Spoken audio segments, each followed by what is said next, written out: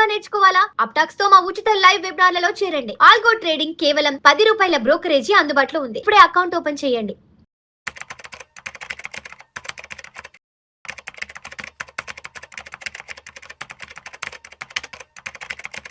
నమస్తే మాధురెడ్డి గారు. నమస్తే అండి. Welcome to Vishnu talks. Thank you. Madhu Reddy గారు, నిన్న మ్యాగజైన్లో ఒక ఆర్టికల్ చదివాను. గ్లోబల్ ఇన్వెస్టింగ్ అంటే లాస్ట్ 2 ఏళ్ల నుంచి ఇండియన్ మార్కెట్స్ బాగా నెగిటివ్గా ఉన్నాయి. అటు మ్యూచువల్ ఫండ్స్ గానే ఉండి, స్టాక్ మార్కెట్స్ బాగా నెగిటివ్లో ఉన్నాయి కదా. సో చాలా మంది రిటైల్ ఇన్వెస్టర్స్ ఏం చేస్తున్నారంటే, పెద్ద పెద్ద ఇన్వెస్టర్ హెచ్ఎన్ఎల్ కూడా అందరూ ఏం చేస్తున్నారంటే, ఇక్కడ మార్కెట్ల పరిస్థితి ఏం బాగాలేదు, మార్కెట్ కండిషన్స్ ఏం బాగాలేదు, ఎంత ఇన్వెస్ట్మెంట్ పెట్టి ఇన్ని రోజులు వెయిట్ చేసినా కూడా రిటర్న్స్ ఎక్కడా కూడా పాజిటివ్గా కనిపించట్లేదు. సో ఇక్కడ ఇన్వెస్ట్మెంట్స్ వదిలేసి ఇక్కడ నుంచి బయట దేశాలు ఇంకెక్కడైనా కొన్ని మంచి దేశాలను లేదా కొంత అమౌంట్ తీసుకెళ్లి బయట దేశాల ఫండ్స్ లో ఇన్వెస్ట్ చేద్దాం అంటూ కూడా అనుకుంటున్నారని ఆర్టికల్లో సారాంశం ఉంది. సో ఏంటి ఈ గ్లోబల్ ఇన్వెస్టింగ్ అనేదని ఎలా అర్థం చేసుకోవాలి, ఏంటి అసలు ఈ కాన్సెప్ట్ అంతా?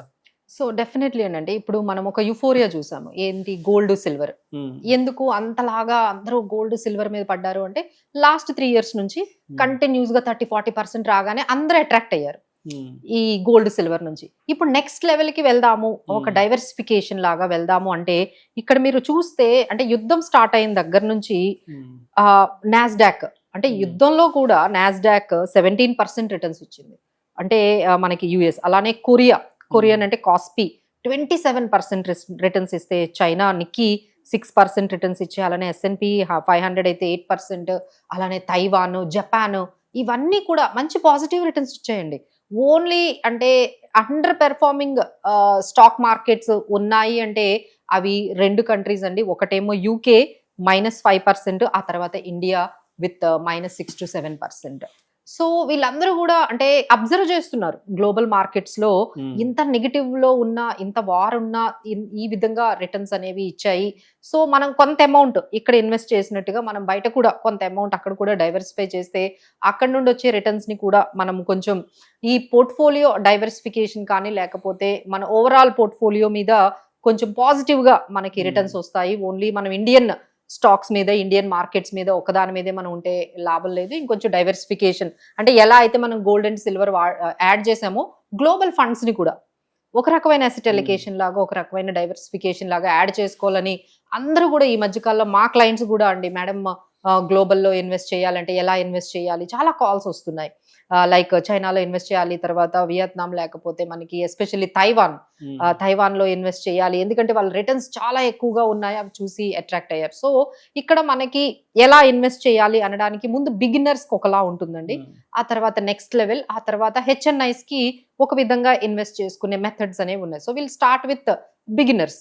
ఇప్పుడు కొత్తగా మీరు ఇన్వెస్ట్ చేయాలి అంటే మనకి త్రూ మ్యూచువల్ ఫండ్స్ ఉన్నాయండి. త్రూ మ్యూచువల్ ఫండ్స్ ద్వారా మనము మీరు గ్లోబల్ ఫండ్స్ లోకి ఇన్వెస్ట్ చేయొచ్చు. You can start with US Nasdaq funds ఉన్నాయి, అలానే మోతిలాల్ ఓస్వాల్ వాళ్ళు ఉన్నాయి. సో ఫస్ట్ ఏంటంటే మీకు నాస్డాక్ 100 కానీ, S&P 500, US technology fund, global diversification fund, ఇలా బిగినర్స్ అంటే స్టాక్ స్పెసిఫిక్ గా వెళ్లకుండా ఓవరాల్ గా అంటే మనకి ఎలా అయితే నిఫ్టీ, మనకి సెన్సెక్స్ ఎలా అయితే మనము బ్యాంక్ ఇండెక్స్ ఎలా అయితే ఇన్వెస్ట్ చేసుకుంటున్నామో, అలా మనం ఓన్లీ ఇండెక్స్ ఫండ్స్ వైపు ముందు ఒక బిగినర్ గా మనము స్టార్ట్ చేస్తే బాగుంటుందండి.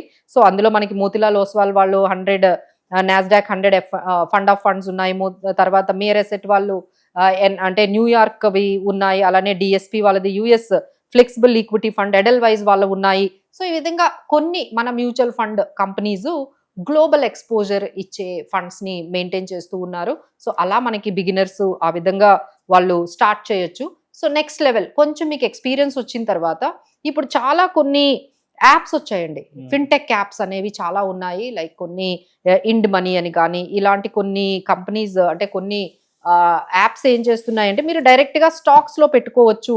అంటే మనం ఆ యాప్ ని మనము డౌన్లోడ్ చేసుకొని మన డీమ్యాట్ అకౌంట్ అక్కడ ఓపెన్ చేసుకొని మీకు యుఎస్ స్టాక్స్ ని బై చేసుకునే అవకాశం కూడా ఇచ్చారు. లైక్ యుఎస్ స్టాక్స్ లో ఇన్వెస్ట్ చేసుకోవచ్చు, ETFs లో ఇన్వెస్ట్ చేసుకోవచ్చు, అలానే interactive brokers, global markets, Europe, Japan ఇలాంటి వాటిల్లో కూడా అంటే there are certain broking houses, వాళ్ళు దగ్గర మనం డీమ్యాట్ అకౌంట్ కానీ ఓపెన్ చేసుకుంటే వాళ్ళ ద్వారా మనము ఎలా అయితే మన ఇండియన్ స్టాక్స్ కొనుక్కుంటున్నామో అలా మీరు యుఎస్ స్టాక్స్ కొనుక్కోవచ్చు, గ్లోబల్ స్టాక్స్ కూడా కొనుక్కునే అవకాశాలు కొన్ని యాప్స్ కొన్ని బ్రోకర్స్ వస్తున్నాయండి. But you need to be very careful while selecting the బ్రోకర్ని.